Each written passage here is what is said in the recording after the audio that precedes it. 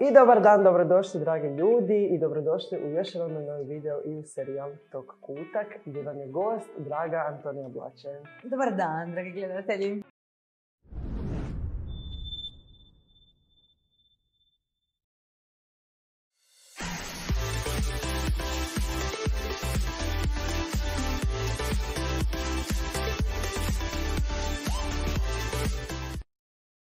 Dobrodošla nam, draga Hvala ti Antonija. Hvala ti što si došla. Nema problema. I evo ga, kako si za početak? Za početak sam odlično. Odlično, tako treba. Za kraj ćemo vidjeti. Za kraj ćemo vidjeti, to je to.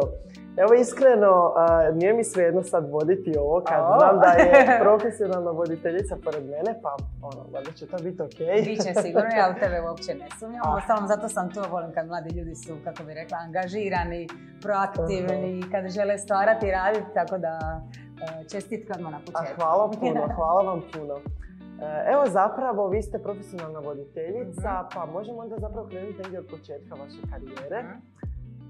Zapravo prvi put se na televiziji pojavljujete u Big Brotheru, prva sezona, jel da? I tad ste bili kao natjecateljica, tako? Je, istina, tad sam bila natjecateljica koja nije pobijedila. Ispala sam pred finale u Big Brotheru. Dakle, vi ste skoro tamo došli u finale. Skoro, ali bila sam par puta nominirana, pa nisam ispadala, na kraju sam bila nominirana s pobjednikom koji ne bi bio pobjednik, da sam ga tad uspjela pobijediti, ali nisam. I onda je nakon godinu dana kad je kretala sljedeća sezona su me pozvali da me pitaju, nisam zainteresirana za vođenje, mislim to je bilo van svih mojih nekih očekivanja, moram priznati. I jako sam se prestrašila tog poziva, ali mi je neki glasić u meni rekao možda da ipak probaš, da. Tako je. Dakle, od toga je to krenulo. A koja je zapravo onda bio voditeljica prije toga? Prve sezone je vodila glumica Darija Knez, koja je bila izvrsna i jako je imala velike pohvale kritike i publike. Bila isto neki, ajmo reći, drugačiji tip voditelja. To se očito ljudima u tom trenutku, vremenu i prostoru i formatu svidjelo. Međutim, znam da je Darija za sljedeći angažman, znači godinu nakon kad sam ja počela biti voditi, ona ga je odbila jer mislim da je dobila ulogu u nekoj seriji, što je ipak ima primarno zanimanje. Da, i onda ipak pa se meni to otvorilo.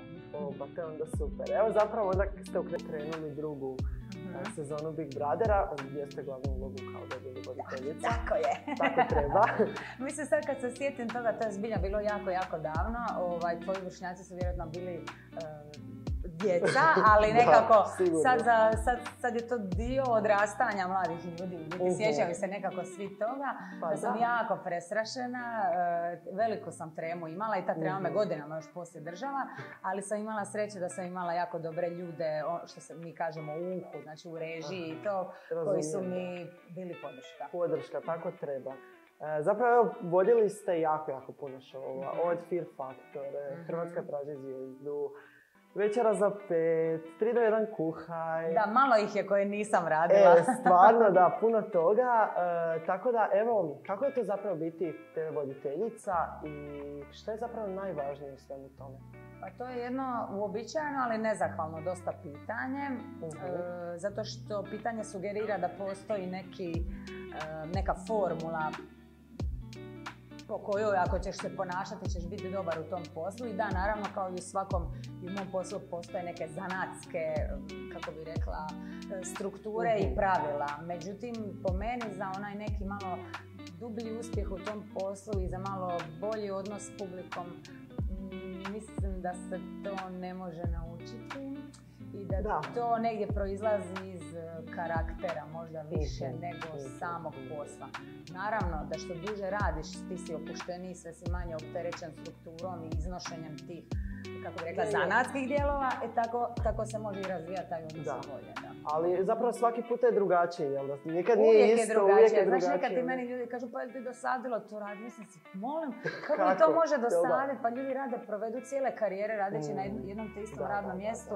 Moje načelno izgleda kao jedno radno mjesto, ali to je svaki dan drugačije. Znači, radiš malo emisije uživo, nešto snimaš na terenu, dolaze ti svaki dan drugi ljudi. Evo, recimo, Dođi pogodio svoj, snimili smo 300 epizoda. U 300 epizoda, znači to je svaki dan 200 novih ljudi publike u studiju. To su ogromne količine ljudi sa svojim različitim pričama, različitim emocijama, na kraju krajeva mjestima iz kojih dolaze, životnih okruženja iz kojih dolaze i ne možete biti dosadno. Pa da, koliko god ljudi tako nekad mislili je to je sad dosadno, stalno se to mijenja i stalno... To stvarno nije posao koji ti može dosaditi. Može ti eventualno dosaditi, odnosno može ti postati teško nositi se sa svime što taj posao nosi, pa uslijed toga kažeš, sad bi se malo možda povukao, ali sami posao kao takav, barem meni je takav osjećaj, nije mi nikad dosadio. Zapravo vi ste radili i Jutro uz Narodni, na Narodnom radiju, jel da? Kratko nešto. Pa kako vam se to zapravo svidjelo i šta je teže? Mislim sigurno da je teže biti TV voditeljica, ali kako vam se to sve svidjelo? Meni osobno je teže biti radio voditeljica, zato što ja sam ipak kao potekla prije s televizije i tu duži staž imam, ajmo reći. Radio je teži u smislu što on zahtijeva tehničko neko znanje koje televizijski voditelj ne mora imati.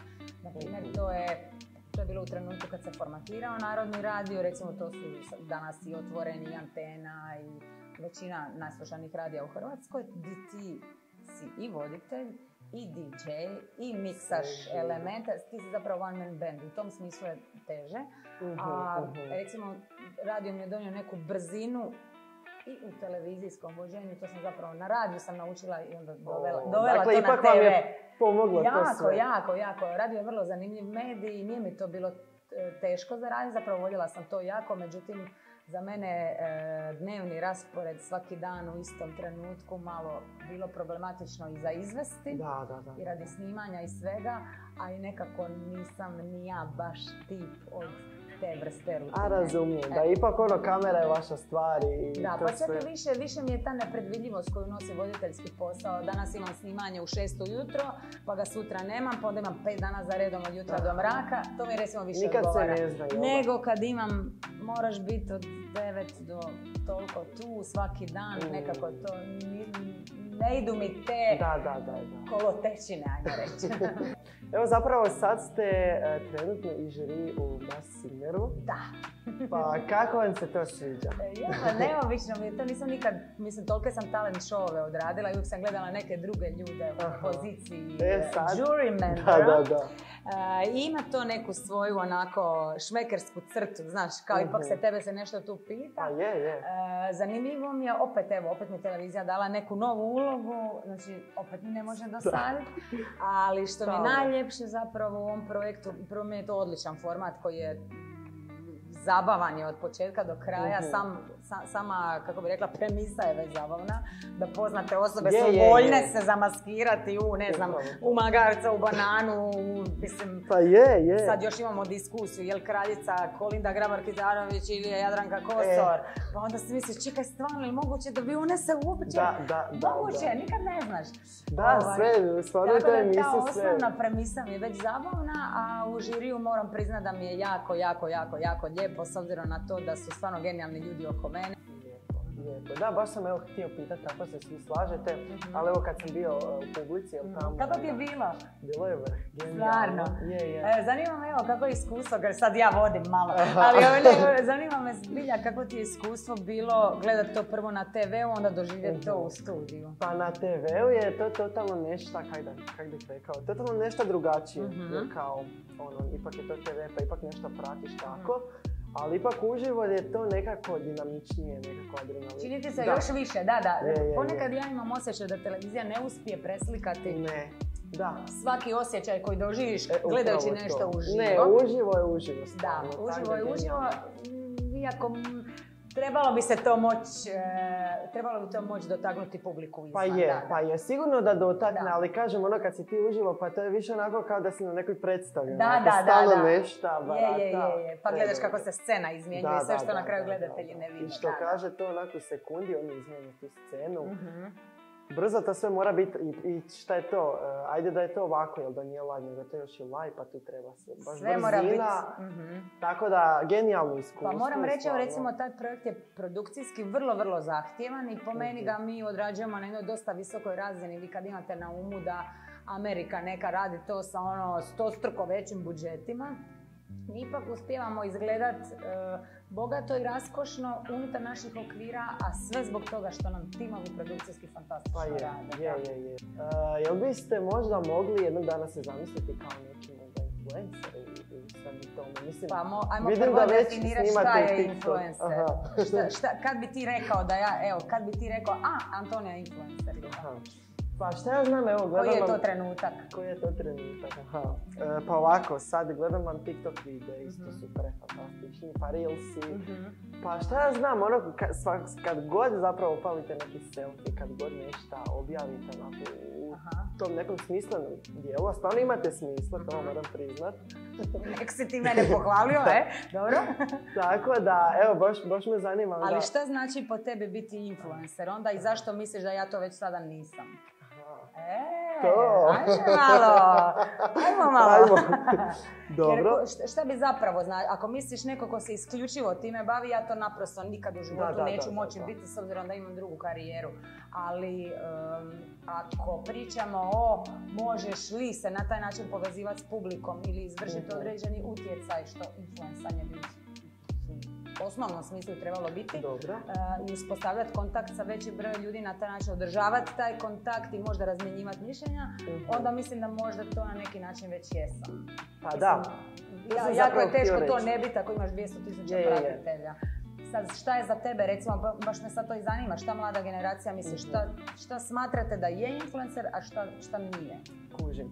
Pa zapravo evo influencer, kad god me neko pita kao ajde objasni mi sad riječ, to je zapravo toliko opširno područje, ne znaš kako je zapravo to predstaviti i najaviti i reći šta je to zapravo. A društvene mreže ti daju priliku da publici daš uvid u nešto što možda na samoj televiziji ne može vidjeti. I to je svima zanimljivo. I to je recimo, za mene su društvene mreže produžetak mog posla. One za mene nisu nešto što je samo sebi svrha. Kao primarno nego je kao, sad mogu, jer ti nikad inače na televiziji ne bi mogao vidjeti kako backstage izgleda. A mi sad možemo upaliti mobitel i publici pokazati možda i tu drugu stranu.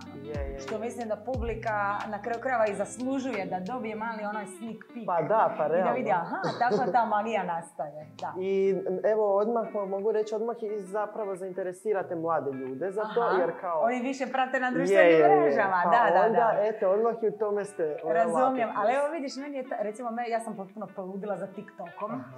Doduše, više sam konzument nego što stvaram sadržaj. Mislim, stvaram, ali puno rijeđe nego što pravi tiktokeri to rade. Još nisam pravi tiktoker, ali recimo, vrlo mi je zanimljiv u smislu, baš zato što sam s televizije. Za mene ljudi koji stvaraju na TikToku su kao televizija u malom.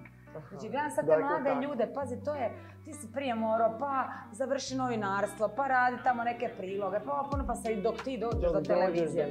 Ti si s TikTokom, imaš mogućnost pokazati svoju spretnost u montaži, u odabiru glazbe, u humor, sve. Tako da, meni to, znam ja da sve ima svoju pozitivnu i negativnu stranu, ali recimo ja sam dosta fascinirana TikTokom i općenito društvenim mrežama. To je lijepo. A kako se snalazite kad smo već kod TikToka s tim plesovima? Imam jednu čagicu od 1.000.000 pregleda. Opa! Da, imam nekoliko čagica sa tako 500.000 i to, ali dobro, to su one prve brojke, jer sam ja tad tek krenula pa te malo algoritam nagradi. Sad su mi se brojke malo smirila, ali evo sad smo opet nešto snimali, opet nekih 100.000. Mislim, iznenađuje me to, jer kao mislim, bože, pa to je za mlađe ljude, možda ja mlađim ljudima nisam više zanimljiva, ali u biti zašto ne? U biti zašto ne? Da, pa realno. Ja bih rekla da TikTok nema neku svoju dobnu granicu. Svako snima, samo trebaš biti zanimljiv što vi jeste. Čini mi se da je nekako tu, a zapravo to bi možda rekla da je u televizijskom poslu. Ono nešto zbog čega pratiš, vidim ja koga ja pratim, ili mora biti neki specifični humor, ili mora biti neka doza iskrenosti i autentičnosti koju ne vidiš negdje drugdje i ti se zapravo za to zakvačiš. Pa je. I tu ti se mogu vratiti na ono prvo pitanje koje si mi postavio, što čini dobrog voditelja. Mislim da možda zapravo baš to. Slično je. Kad god se ti pred publikom, zapravo slične stvari te, da li je to kazalište, pjevanje, plesanje, slična stvar će te privući, a to je neka dobra. Da, pa je. Ko voli to, sve drugo isto objedinjuje, tako da to je lijepo, to je lijepo. Evo, drago mi je, nadam se da ćete onda biti dalje u tako, evo, meni je i super vas tako sad pratiti u tom kao, kako bih rekao, stvarate sadržaj za mladu. Ajme, super, znaš kako mi je to puno znači od nekog ovako mladog poput tebe, a ne ono kao, a što klinci danas prate, znaš. Da. I znaš što, to je recimo isto blagodat novog doba. Prije kako bi rekla, prije 50 godina onako velika razlika bila između osobe od 18, 20 i 40, 45. Sve to se nekako izbrisalo, ovisno o tvom životnom stilu. Tako da evo, drago mi je stvarno da možda ima i tu nešto zanimljivo. Pa ima, sigurno da ima, tako da svaka čast na tome. I evo ga, zapravo mi smo došli do kraja ovoga serijala. Bilo mi je jako drago i hvala vam još jednom, jako mi je izuzetno čast bilo da vas ugostim, tako da hvala na izdvojenom vremenu i konačno ljudi da smo se mi uspjeli dogovoriti, stalno smo tamo. Pa ne mogu imenjaka odbiti. To je to. Imaš, evo, još jedno pitanje za kraj, pa ćemo zaključiti. Ima li nešto što si od uvijek htio pitati, a nisi A se usudio, B imao prilike? Imao prilike, pa hajde smišli s čeli sad nešto. Ovako, zapravo mene isto jako interesira vaš svijet, televoditeljice. Mislite sad u ovo doba da zapravo možemo i bez možda nekakvog studija, ako se pokažemo kak treba, doći do neke uloge? Moguće je, sigurno da je moguće. Mi smo recimo na castinge zadnjih par godina često puta pozivali recimo ljude koji imaju ili svoj YouTube kanal ili su TikTokeri ili jako na društvenim mrežama. Čak ne moraju biti jako veliki u brojkama, više jer mi isto s televizije znamo prepoznat sadržaj. Znaš, pa može neko tek kretati, a da mi skužimo, ovdje se nešto krije. Međutim, ima jedan mali problem, to je možda poruka mladim generacijama. Nije to problem, ali to je sad ta neka generacijska razlika. Televizija zahtijeva jako široko znanje. Znači, to je kao da si išao u gimnaziju. Znači, svemu moraš znati barem nešto malo. I tu se zna dogoditi, recimo, da, jer vas mlađu generaciju neke stvari više uopće ne zanimaju, a još uvijek su dio aktualnog svijeta. Pa se tu zna, recimo, neki procijep dogoditi, ali to nije ništo što neće se nadrasti kroz neko vrijeme, jer ćete vi naprosto preuzeti naše pozicije. Dobro, pa morali biti, bilo bi to prirodno i normalno. Ali mislim da je, neko će reći, sad je to lakši put, prije smo mi morali tako i tako, je istina, ali isto tako ima vas sada isto puno više koji pokušavate nešto raditi. Tako da po meni pravu razliku će uvijek i prije 50 i prije 100 godina i danas i za 50 i za 100 godina razliku će raditi tko je odgovoran, tko je vrijedan, tko se dobro pripremi i tko sa poštovanjem ulazi raditi posao. Hvala vam na hvala tebi što si me zvao. Ako je nekom koristilo, bit će mi drago. Pa da, pa sigurno da je. Evo meni baš jer, kažem ovoga, danas je kaže, pa moraš imati barem 2-3 fakultete ili neke veze. Mislim, sve ja to kužim.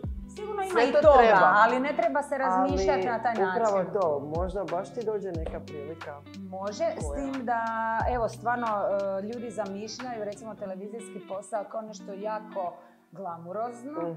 To je u jednom svom segmentu prekrasno, izbilja je glamurozno i sve, ali ja ću ti reći da sam ja prošle godine snimila 300 epizoda Dođi pogodio svoj.